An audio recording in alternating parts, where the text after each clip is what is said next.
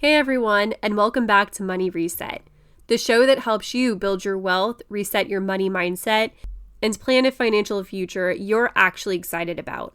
I'm Budget Babe, and today on Money Monday, we're getting into something we don't talk enough about: how people around you can make or break your progress towards your money goals. Have you ever felt like your friends were pulling you in the opposite direction of your financial plans? Like everyone wants to go out for expensive dinners every weekend or plan a group trip you know you can't afford? Or maybe you've been dying to share a financial win, but there's no one who'd really get it. We're going to unpack how to find or build a support system that actually respects your goals, cheers you on, and helps you stay strong when temptation or discouragement shows up.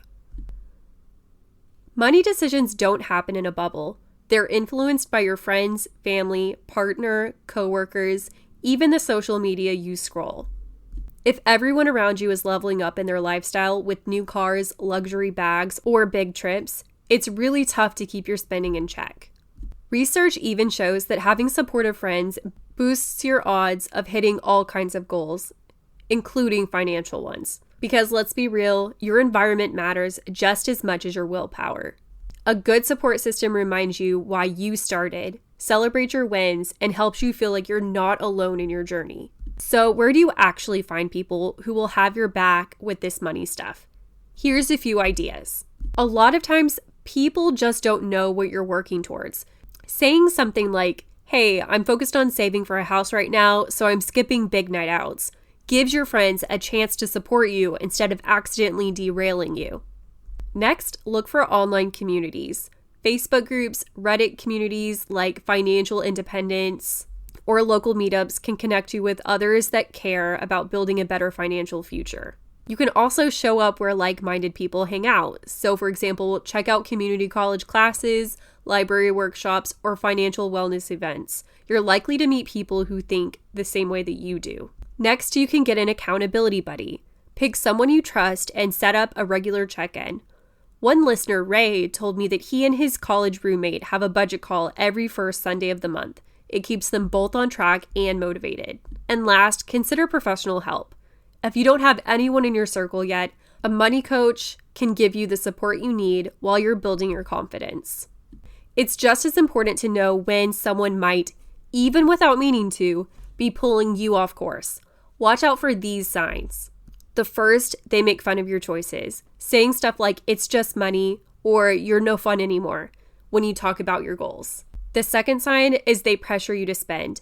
They keep inviting you to pricey dinners, trips, even after you've said no. And the third, they constantly compare.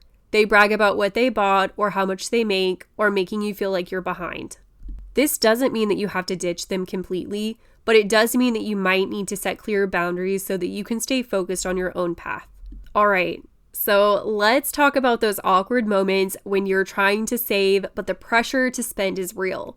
Here are some scripts you can use to get through them smoothly. If there's a group trip you can't afford, you could say something like, "Thanks for thinking of me. I'd love to celebrate, but this trip's not in my budget right now. How about we get together for dinner before you leave?" And if your friends always want to go out, you could say something like, "I'm saving up right now, so I'm skipping brunch this time. Want to come hang out at my place instead?"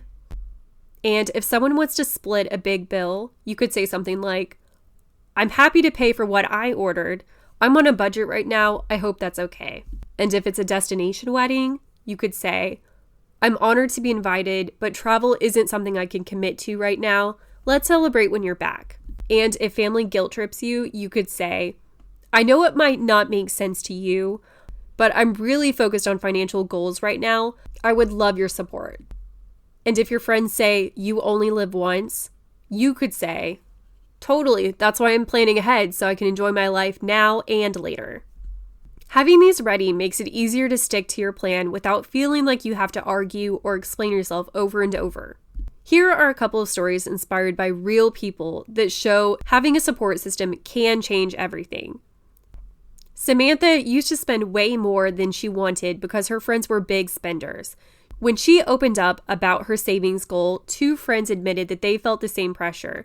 So they started monthly budget brunches where they swap affordable recipes and check in on their goals.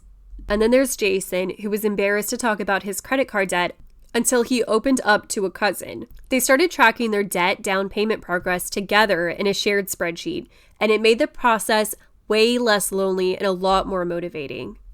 These stories prove that you don't have to wait for a perfect friend group. You can take the first step to build your own support system. Here's your challenge for this week. Think of one person who supports your financial goals and reach out to them to thank them or see if they'd like to go to regular money check-ins. If you don't have someone like that yet, look for an online group or a local event where you can meet people on the same path. If you found this episode helpful, share it with someone who wants to build a supportive money community too. And don't forget to subscribe to Money Reset so you never miss tips that help you build wealth and reset your money mindset. Don't miss next week's Money Monday, where we'll chat about how to stay excited about saving when progress feels slow, so you can stay motivated even when results take time.